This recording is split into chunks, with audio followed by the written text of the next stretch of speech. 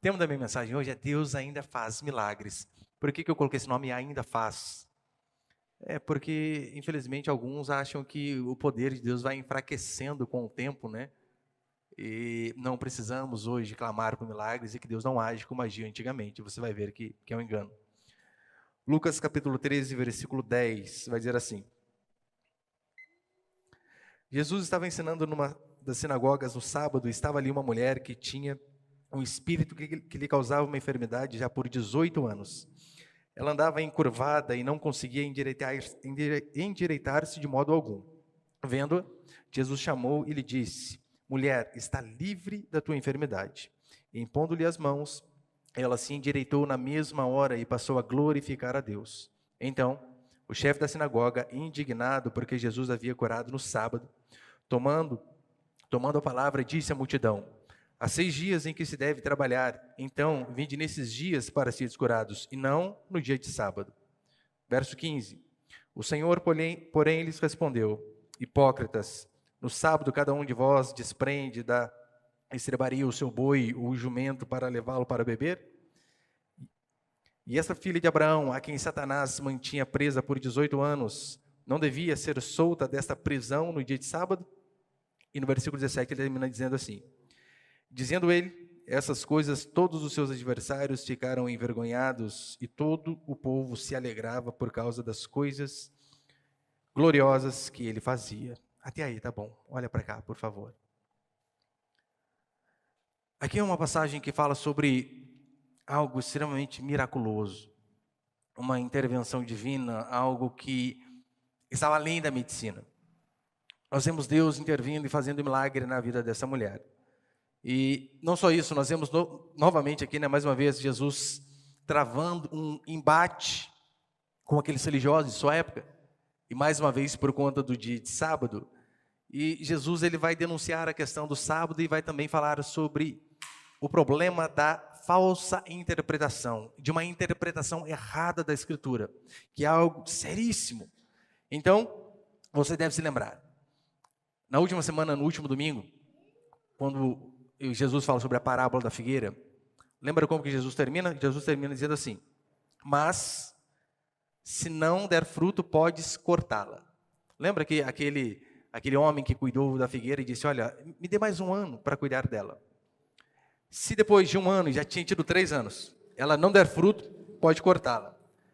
Ou seja, ele estava falando sobre onde não há uma genuína conversão, depois de diversas chances, e onde essa conversão não vem acompanhada de frutos de arrependimento, essas pessoas devem ser cortadas e julgadas.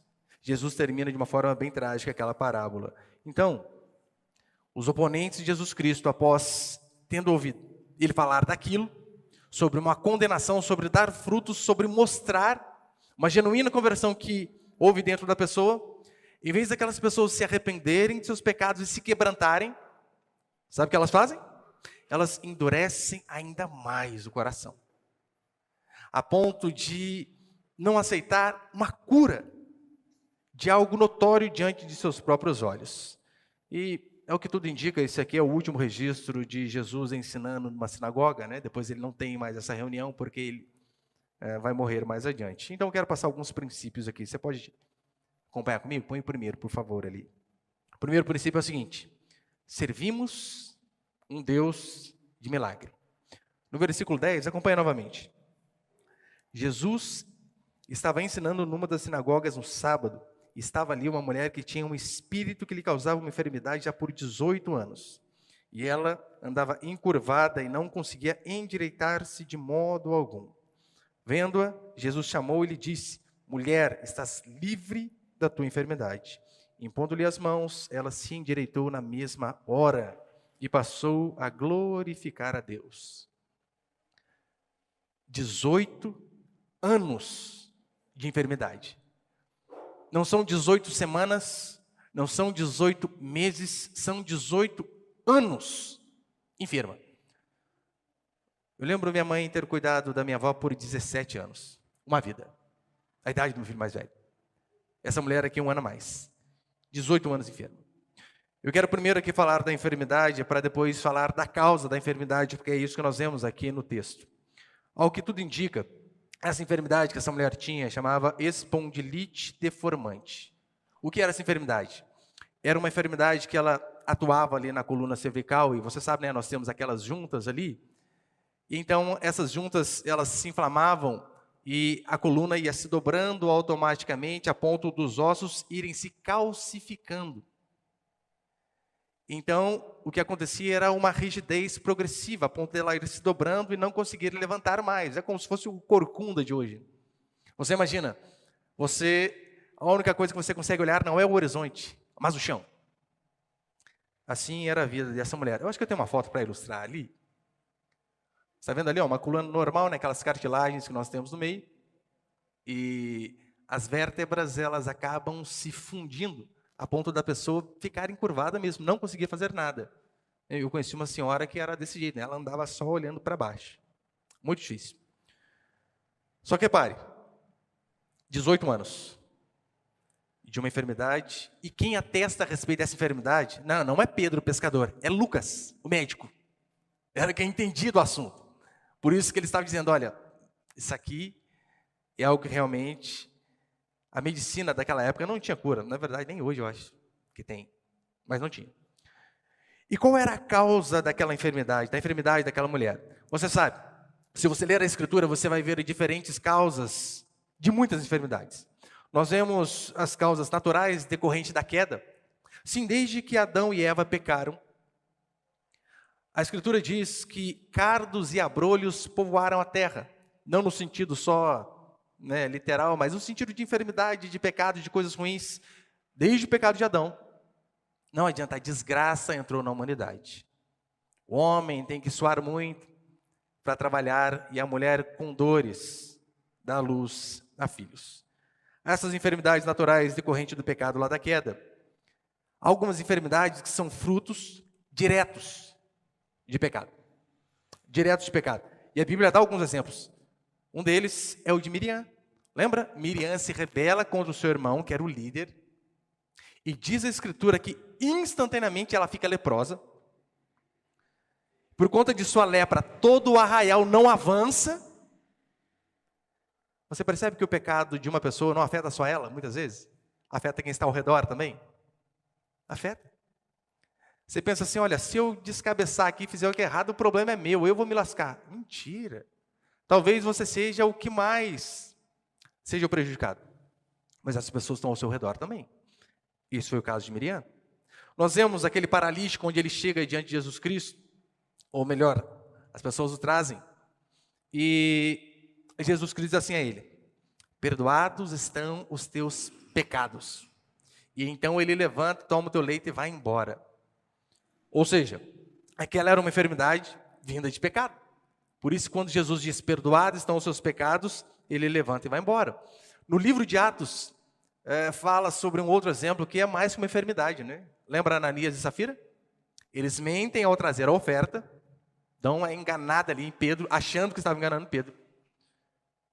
Eles vendem um terreno lá e dizem que é o valor cheio que eles estavam trazendo na igreja. Mas na verdade era metade. Não haveria nenhum problema você vender algo e doar metade para a igreja. Deus do céu, qual pastor vai ficar bravo com isso? Fica alegre. Só que como as pessoas estavam doando suas propriedades e levando todo o dinheiro, eles quiseram também passar esta impressão. Eles vão e vendem, trazem metade, e Pedro diz para ele, por quanto vocês venderam? Ah, vendi por tanto. Mentiroso. Diz a Escritura que ele, quando vem trazer a oferta, morre. E então chega Safira, sua esposa, alegre, saltitante da vida. E Pedro diz, olha, por quanto vendeu, Safira? E ela diz a mesma narrativa de seu marido Ananias. Pedro diz, aqueles homens que estão lá atrás levaram o seu marido. E levaram você. E diz a Escritura que ela expira. Né? Ali é um eufemismo, né? Morre, cai dura, na mesma hora. Então nós vemos que algumas coisas nas nossas vidas acontecem diretamente por conta de pecado. Mas há outros tipos de enfermidades também, que a Escritura diz que nos sobrevém para que o Senhor seja glorificado. Um exemplo disso é o cego de João 9. As pessoas chegam e perguntam para ele, mestre, quem o pecou para que ele nascesse desse jeito? Os discípulos perceberam que eles eram meio espíritas, tudo doido, né? Jesus Cristo ali tinha que ter muita paciência para andar com aquele povo. Quem pecou? Ele? Mas como assim? Só se foi em outra vida. Ou os pais dele? E a resposta de Jesus Cristo é a seguinte: nem ele, nem os pais dele. Isso aí é para que a glória de Deus se manifestasse. E há enfermidades que a Escritura diz que é por conta de influência maligna. Cita o exemplo do lunático, que além de estar naquele estado degradante, né, estava possesso. Não é o caso dessa mulher aqui, mas a causa da enfermidade dela era sim por conta de uma influência maligna, que não levou à possessão, mas era por conta de uma influência maligna. E eu amo de todo o meu coração a nossa teologia, a teologia reformada. Por isso que eu a sigo. Amo de todo o meu coração. Só que, por vezes, isso segundo a minha opinião, não há problema se pensar diferente. Por vezes eu vejo grande parte dos reformados, eles terem um fervor tão grande pela hermenêutica escriturística, pela exegese bíblica, e nós devemos ser assim.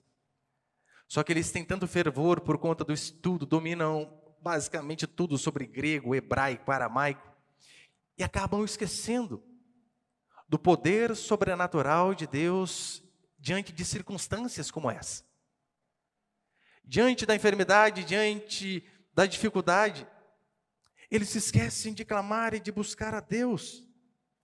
Muitos de nós reformados somos excelentes com a Escritura aberta e péssimos com o joelho dobrado. Temos um zelo, tamanho, e assim deve ser por conta da exegese bíblica, mas esquecemos do fervor espiritual. Infelizmente, a soberania de Deus tem se tornado quase um convite à letargia, tem se tornado um convite à sonolência, à falta de fervor, de buscar a Deus para ver o agir de Deus, para ver o poder de Deus sobre nossas vidas. E nós temos esquecido isso, temos esquecido de crer no sobrenatural. Nós temos a tendência a buscar a Deus de todo o coração, sabe quando? Quando nós ouvimos assim, do médico, só Deus. Aí então, todos os recursos foram embora. Toda a sua influência bíblica, tudo aquilo que você sabia, todas as alternativas humanas e hermenêuticas findam. Aí então nós lembramos de buscar a Deus. Lembra aquela mulher do fluxo de sangue? Depois que ela não tinha mais nada, a busca a Deus. Por vezes nós somos assim. Confiamos primeiro na nossa recuperação natural do nosso corpo, porque, aliás, eu sou alguém que tem uma alimentação saudável, que me cuido, como verdura, caminho todo dia. Então essa enfermidade vai passar. Confiamos às vezes em nós, confiamos às vezes na medicina, confiamos por vezes em remédio, e é claro que essas coisas todas têm o seu lugar. Mas por último, nós lembramos do Senhor. Talvez hoje no meio cristão, e eu falo em especial em nosso meio, no meio reformado, nós vemos poucos milagres, porque Deus, na maioria das vezes, é o último recurso. Uma vez eu via um pastor, um missionário, ele foi indagado porque se via tantos milagres na África, onde ele estava levando o evangelho, e a resposta dele para mim foi fantástica. Ele disse assim: olha, aqui Deus, na maioria das vezes, é o único recurso. Então, como ele é o único recurso, as pessoas buscam a ele direto e, consequentemente, acabam vendo mais milagres, óbvio, né? E o que falta por vezes em nós é isso. Crermos no sobrenatural de que esse Deus aqui continua agindo da mesma forma. O segundo princípio é o seguinte. Segundo, milagre é fruto de persistência e paciência. Milagre é fruto de persistência e paciência. É claro, há alguns momentos onde necessitamos de um milagre imediato, de uma intervenção divina imediata, e devemos clamar a Deus e veremos, sim, se for a vontade do Senhor, Ele se manifestando ali. Só que, via de regra, sabe como acontecem milagres? Acontecem da forma mais ordinária possível. Acontece com você acordando todo dia e orando, lendo a Escritura e vindo aos cultos toda semana. Sim, paciência e persistência, porque Onde aconteceu esse milagre aqui? Onde estava essa mulher? No monte? Não. No culto. No culto normal como esse ao qual nós estamos prestando ao Senhor. Você deve se lembrar, Jesus, ele era judeu. Não apenas Jesus, Pedro, Paulo.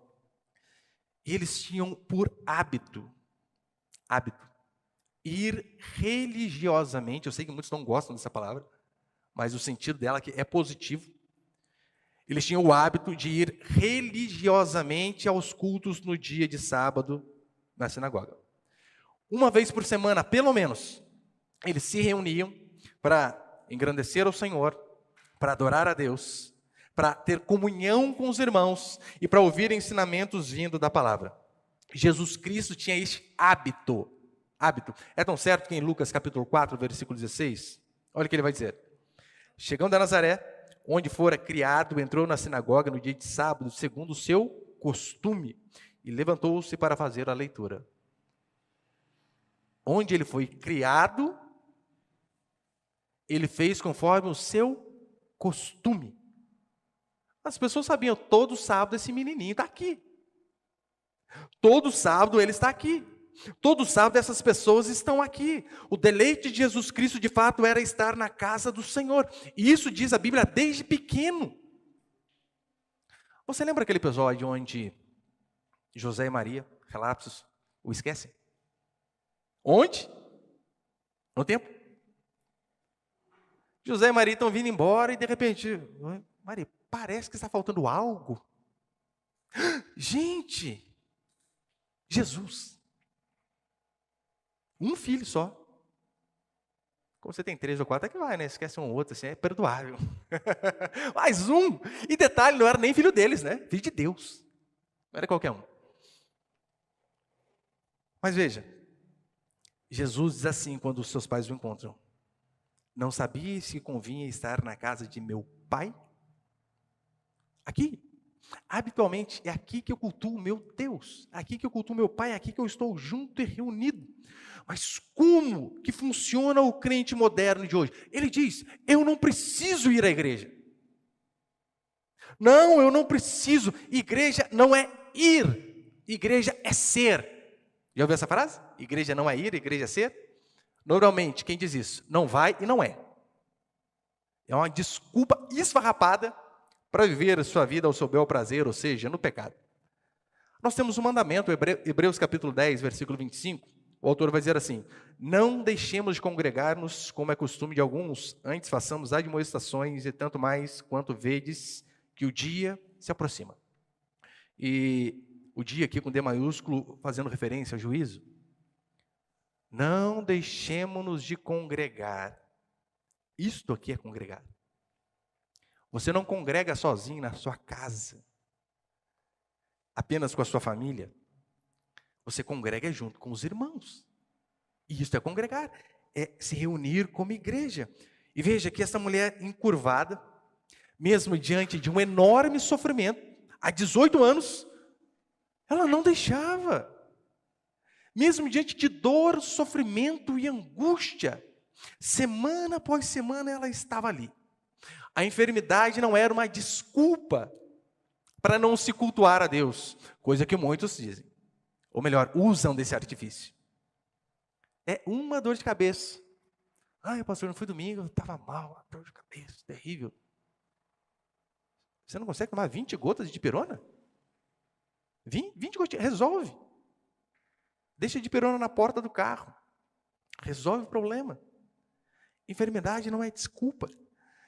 Aquela mulher, ela não ficou orando em casa, mas mesmo com dores, encurvada, aquela mulher se reunia onde o povo de Deus, de forma habitual, se reunia. Eu digo isso porque eu creio de todo o meu coração que o culto é algo sagrado. Não se deve faltar de forma nenhuma, a não ser em casos extremamente excepcionais. Isso é até redundante, né? Não deu para vir mesmo. E, olha, vocês me perdoem de dar exemplos pessoais, mas eu preciso dar até mesmo porque, nesse caso, eu preciso desse exemplo. Eu lembro a minha esposa, em setembro do ano passado, ela perdeu um bebê de 2 meses e pouco. E ela ficou internada e ela teve alta num domingo, 6h30 da tarde. E eu nem falei nada com ela de culto. Fez cirurgia, curetagem, nossa, é terrível. E ela ligou para mim 6h30, estou de alta. Eu falei, que bom. Vem aqui me buscar. Eu falei, olha, eu te busco aí, nossa, eu vou levar você correndo para casa, porque senão atrasa o culto, né? 6h30 já. Ela, não, me busca e me deixe na igreja. Eu lembro que ela veio, chinelo, a roupa que ela saiu da Santa Casa, com aqueles acessos, né, ainda tapado aqui ainda, né? Depois de perder um bebê, fazer uma curetagem, estava aqui, ó, sentado. E não foi eu que disse a ela, venha ao culto. Decisão própria. Os irmãos mais antigos aqui talvez devem lembrar. Alguém aqui já teve dengue? Ou não? Levanta a mão só para saber. Só eu? Ninguém mais. É um inferno, gente, que negócio. Ó, Covid foi fichinha. Perde dengue? Nossa. Eu tive os dois, né? Eu lembro, não estou exagerando, eu já era pastor. Chegou uma hora, acho que no quarto, quinto dia, que eu pensei, vou morrer. Já era, acabou. Sem exagero. Vou morrer. Terrível, terrível. Você não consegue ficar sentado. Eu lembro que daí bateu o domingo, né? Falei, nossa, e agora? Eu lembro de 5 dias de dengue, sentar aqui onde o Cauã está, semi-morto, né? Semi-morto. Eu lembro que meu corpo escorregava na cadeira assim, eu voltava. Terrível. Chegou uma hora, mas doeu tanto, falei, não vou conseguir ficar sentado. Eu lembro que eu saí, né, fui por trás, e tínhamos a calçada ali atrás, como nós temos aqui. Deitei na calçada do lado de fora da igreja e fiquei ouvindo a pregação deitado. Não vou voltar, não vou. Eu acredito de fato que o culto é algo solene. Solene. Não se deve faltar em hipótese nenhuma. Falei, minha esposa, né? Teve lá a cirurgia, perdeu um filho, estava aqui. Mas percebeu como que são muitas mães cristãs hoje? Elas têm filho e aparecem na igreja, às vezes depois de 3 meses. Aparece quase trazendo o convitinho do aniversário de 1 ano da criança. Porque, pastor, é arriscado, né? Criança pequenininha. Você vai ao hospital fazer consulta com essa criança? Vou. Que é um lugar mais arriscado que o hospital? Daí você encontra no mercado, encontra no centro, no mercadão, na feira. Mas no culto não pode. É porque as pessoas não têm de fato priorizado a Deus como Ele deve ser priorizado. Essa mulher encurvada tinha um problema crônico e sofria há 18 anos. Estava ali, porque ela acreditava que aquilo era importantíssimo. É tão sério que, sobre essa questão de cultuar a Deus, J.C. Ryle vai dizer o seguinte, ele falando sobre o princípio de cultuar no mínimo uma vez por semana, né? No mínimo uma vez por semana. Ele diz assim, aquele que não encontra satisfação em conceder a Deus um dia na semana está despreparado para o céu. O próprio céu não é outra coisa senão um eterno dia do Senhor. Se não pudermos passar algumas horas na adoração a Deus, uma vez por semana, é evidente que não podemos passar uma eternidade em sua adoração no mundo por vir. Uma vez por semana você não consegue. Pastor, mas chegou visita bem em cima da hora. E é aquilo que eu sempre digo. Você está saindo para trabalhar, chega uma visita. O que você faz? Liga para o chefe. Chefe, puxa vida, eu estava indo trabalhar, mas minha sogra chegou na hora, por isso que eu não fui. Cola isso? Não cola. Mas para Deus a gente sempre dá um jeitinho. Sim, dá uma enroladinha aqui, uma enroladinha. Deus entende. Agora imagina se aquela mulher, o dia em que Jesus estava naquela sinagoga, você imagina se ela tivesse faltado justamente naquele dia? Não, hoje a dor está crônica, não dá. Não tinha sido curada. Acabou. Um culto que ela tinha faltado tinha feito uma diferença enorme. Além do mais, ela também poderia ter desistido. 18 anos. Nós estamos em 2022, né? Esse ano eu acho que eu estou fazendo 17, 18 anos. mais ou menos, por aí, de cristão. 18 anos, aquela mulher não desistiu. Às vezes nós chegamos na igreja com problemas na família, com os filhos, com vícios, problemas financeiros, problemas de personalidade. E nós queremos, às vezes, uma mudança instantânea, rápida. E às vezes as coisas não acontecem como nós queríamos que acontecesse.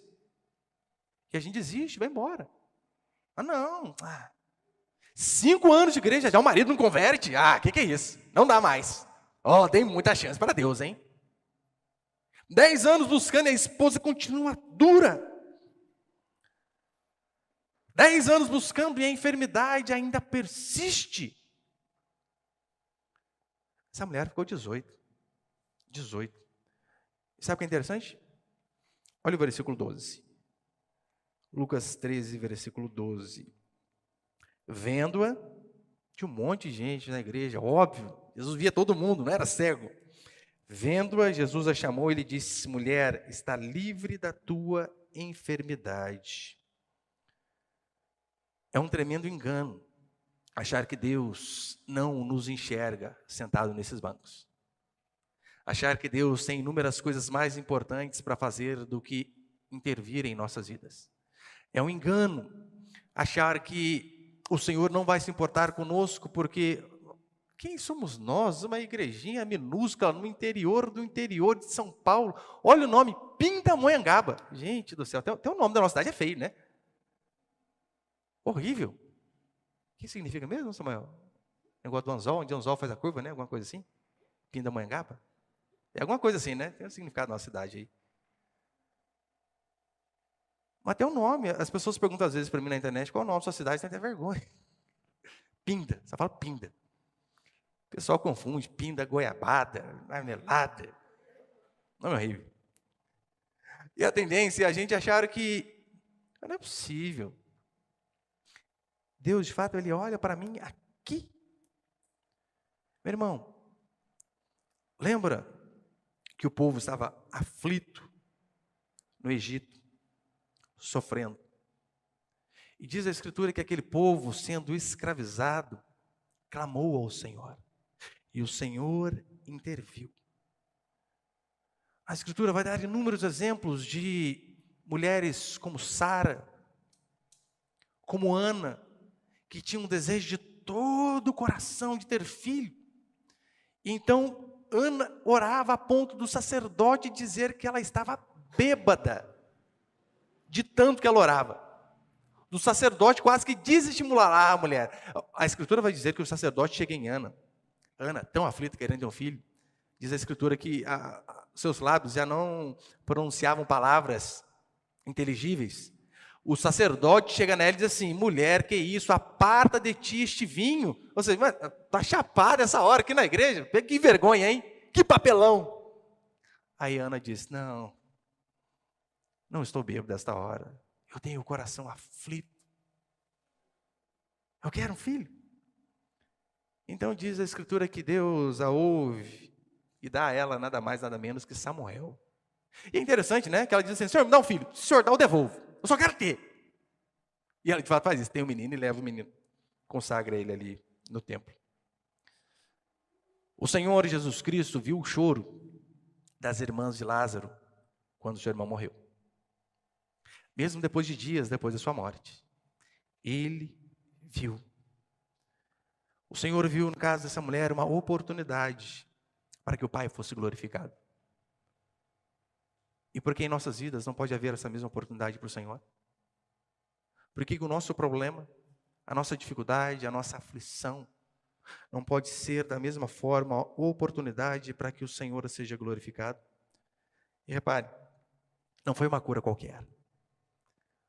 Não foi uma cura de, eu estava com uma dor de cabeça, na hora que eu recebi a oração, sumiu. Eu tinha um caroço debaixo do braço, sumiu o caroço. Eu não conseguia dobrar o joelho e comecei a pular no meio do culto. Nada contra essas coisas, irmãos. Eu acredito que Deus é tão poderoso para fazer até essas coisas pequenas. Até dor de cabeça. Normalmente eu tenho muita dor de cabeça por conta de ficar o tempo todo, né, ou em tela ou em livro. E às vezes eu estou com dor de cabeça, eu vou tomar o dipirona. Eu falei, não, primeiro eu vou orar. Daí eu ponho a mão na minha cabeça e oro, né? Para mim. Depois eu dou aquela chacoalhadinha assim, se continuar a dor de cabeça, eu tomo dipirona. Mas eu acredito, Deus é poderoso para tirar qualquer tipo de dor. Qualquer tipo de dor. Mas aqui era algo que ia além da medicina. Ossos calcificados, fundidos, impossíveis de voltar ao estado natural. Aquela mulher vai, o Senhor ora e ela se recupera inteiramente. E detalhe, não foi aqueles milagres de que, olha, você crê que foi curado? Ora aí, pode ir embora para sua casa, daqui a 2 meses você traz o exame aqui de novo. Não, não foi. Não foi essa cura, não. É na hora, né? A curva está ali em direito. Acabou. Sabe qual é a boa notícia para mim e para você? O Deus que nós servimos é este mesmo Deus. Exatamente o mesmo. O seu poder não se limitou àquela mulher. Na maioria das vezes ele se limita por conta da minha e da sua fé, que deixamos de buscá-lo, que deixamos de pedir, que deixamos de clamar, que deixamos de crer. Porque a Escritura vai dizer que Deus não muda, nele não há variação em sombra de mudança. Então aquele mesmo Deus que abriu o mar, você acha que ele não pode abrir uma porta de emprego?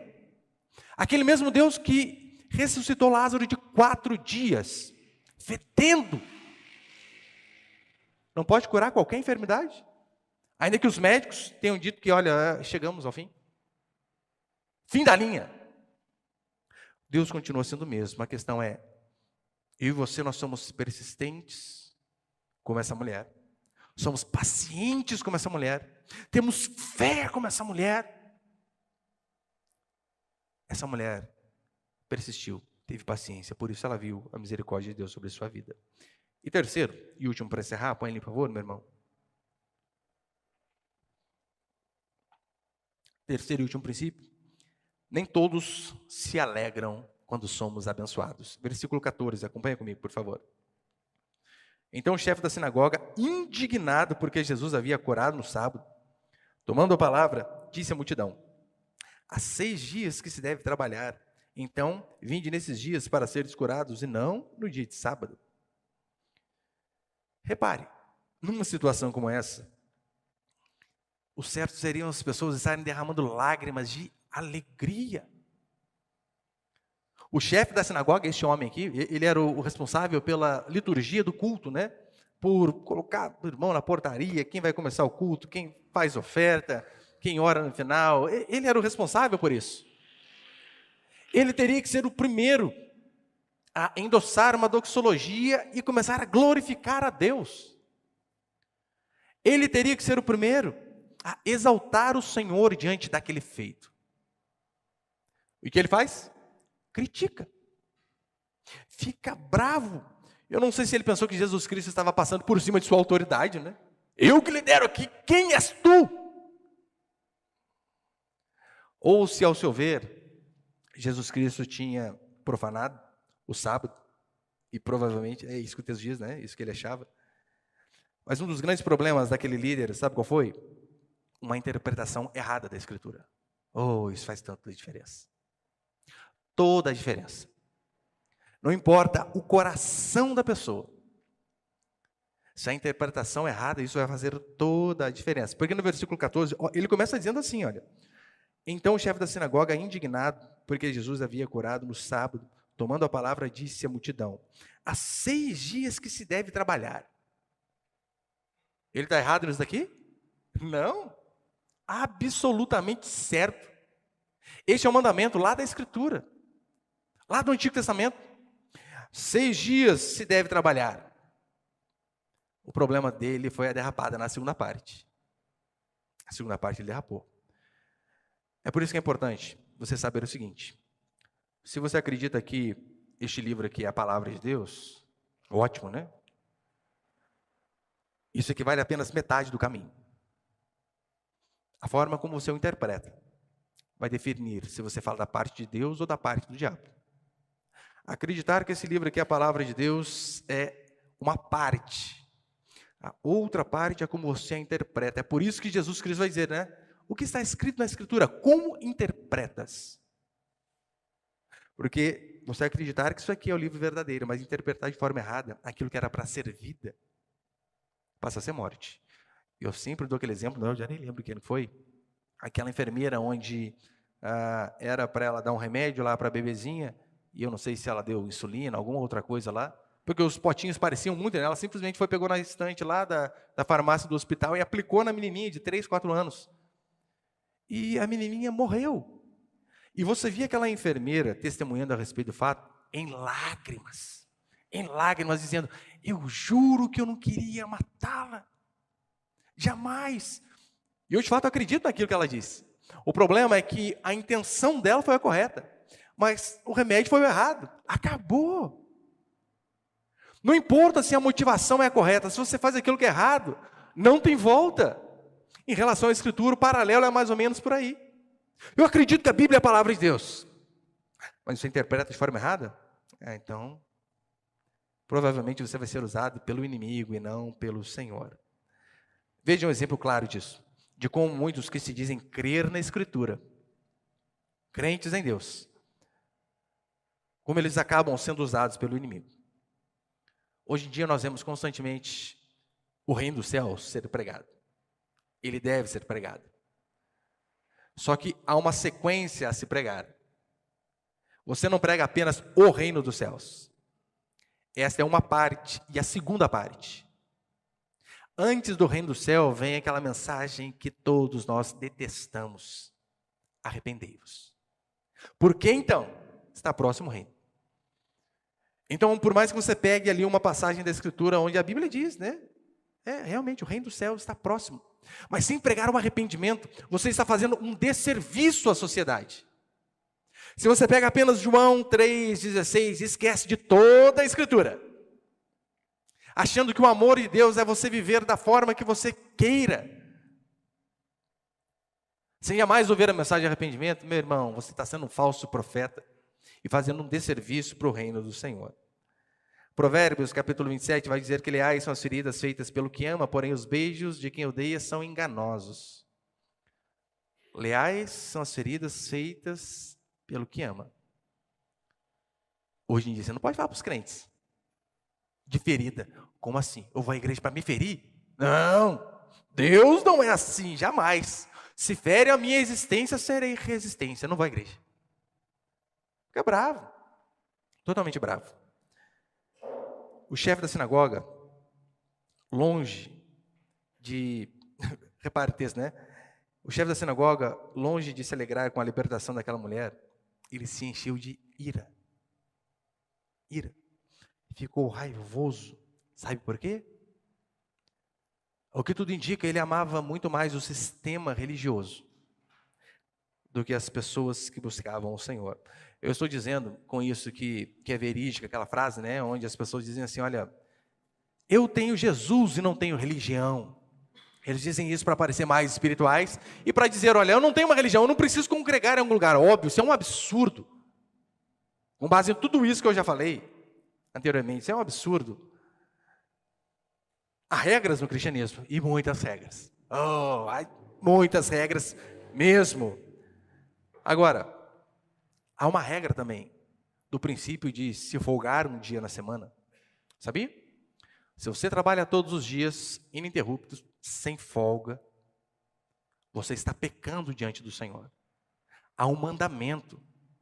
O mandamento de se folgar pelo menos um dia na semana. O princípio do sábado em si não foi abolido. O dia em que você guarda, que você descansa, ele pode ter uma certa diferença ali, óbvio, né? É por isso que Paulo em Colossenses 2, ele vai dizer, olha, vocês fazem diferença entre dia santo, festa, lua nova, entre dias de sábado, ou seja, dias de descanso. Ele diz, olha, cada um tenha bem definido em sua mente o que acha melhor. Se fosse um mandamento em que ninguém pudesse falar nada a respeito do sábado, Paulo jamais diria isso, né? Olha, cada um pensa da maneira que achar melhor. Ele não diz isso em relação ao adultério. Olha, uns acham que pode adulterar, outros não, né? Mas cada um faz o que der na telha, né? O que achar no seu coração? Não é assim. Mas em relação ao dia de sábado em si, ele não faz essa afirmação que tem que ser sábado. Mas o princípio continua sendo o mesmo. 6 dias de trabalho e 1 dia de folga. Em contrapartida, veja, Jesus também, ele não era relapso com a lei. Não era relapso com a lei. Em contrapartida, quando regras como o dia de descanso se tornam um impedimento, era isso que estava acontecendo com o texto, se torna um impedimento, algo está se tornando errado. No versículo 15, já estou encerrando, acompanhe comigo. O Senhor, porém, lhe disse: hipócritas, no sábado cada um de vós não desprende da estrebaria o seu boi ou o jumento para levá-lo para beber? Jesus aqui, ele escancara a hipocrisia daqueles homens, expõe a hipocrisia deles, dizendo: olha, vocês desamarram lá o gado de vocês para beber água, para comer. Esta filha de Abraão, mostrando que era filha de Deus, essa mulher, há 18 anos ela é escrava, está presa a essa enfermidade, e eu não posso soltá-la. Vocês são hipócritas, não passam de hipócritas. Por que eu não posso desprender essa mulher, que há 18 anos está escrava, sendo que vocês fazem com os seus animais? E nós temos um imenso valor. Não, Deus não nos compara com os animais. Lembra quando disse sobre o lírio do campo, né? Olha os lírios do campo. Eles vestem melhor do que Salomão. E ele vai dizer que a preocupação de Deus para conosco é muito maior do que essa. Então o Senhor deixa bem claro: os filhos de Deus são muito mais importantes. E no versículo 17 ele termina assim: dizendo ele essas coisas, todos os seus adversários ficaram envergonhados, e todo o povo se alegrava por todas as coisas gloriosas que ele fazia. A única coisa que sobrou àqueles homens, sabe o que foi? Corar de vergonha. Vermelhos de vergonha. Que jamais eu e você venhamos esquecer que o nosso Deus não muda. Eu quero, de fato, trazer isso à sua mente, para que você não esqueça. Não leia a Escritura, não ouça sermões, apenas para que você seja alimentado intelectualmente, para responder alguém numa rede social, para no jantar de família você ter argumentos para discutir, para que você possa mostrar que você não é um ignorante. Não, não faça isso. Que eu e você jamais esqueçamos que esse Deus ao qual nós servimos, ele não muda. Ele continua sendo Deus, que é aquele Deus que abriu o mar, que curou o cego de nascença. Coisas que eram impossíveis aos homens. Aquele Deus que curou o leproso. Meu querido, lepra era algo incurável. Se transmitia. Ninguém queria ficar perto de um leproso. Jesus faz questão de ir e tocar no leproso. Esse é o Deus ao qual nós servimos. O Deus que continua indo além da medicina. O que muda não é o poder dele, mas o que muda é a minha e a sua fé. E se você precisa de um milagre de Deus nesses dias, eu venho dar a você a boa notícia. Que esse Deus está neste lugar quando nós nos reunimos para engrandecer o seu nome. Que os olhos desse Senhor soberano e poderoso passam por toda a terra, inclusive sobre este lugar de reunião essa noite. O que basta é que eu e você venhamos de todo o nosso coração clamar a Deus, persistimos para que possamos ver o milagre dele em nossas vidas. Amém, meus irmãos?